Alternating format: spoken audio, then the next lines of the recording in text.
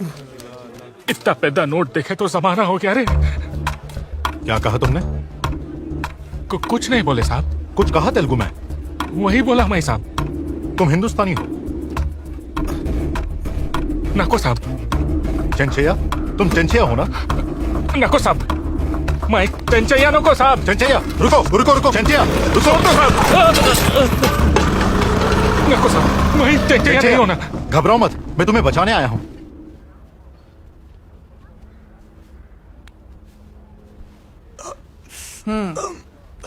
वार्डर लोग काफी बेरहम होते हैं।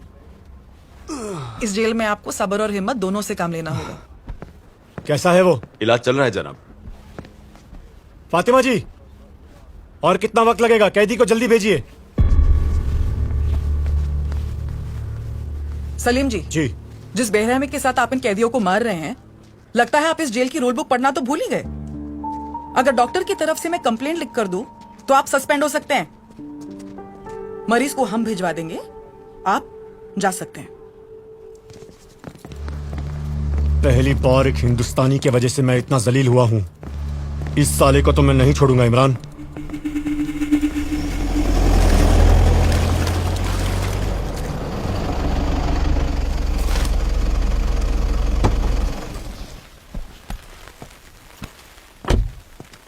नमस्कार साहब। क्या बात है, कैसे आना हुआ?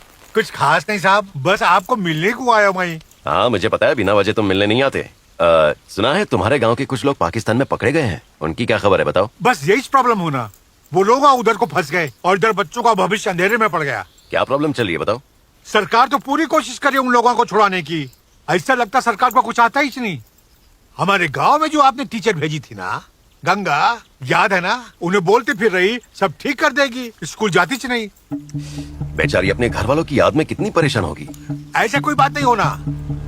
पकड़े गए लोगों में उसका एक आशिक होता, उसका एक से इश्क नहीं होना साहब। इधर भी बैकअप में एक आशिक है, इधर उधर उसी के साथ घूम रही, स्कूल जाती च नहीं।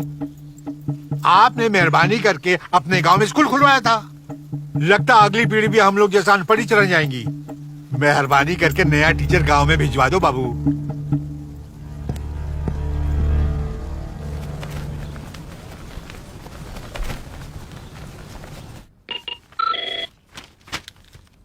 Sir.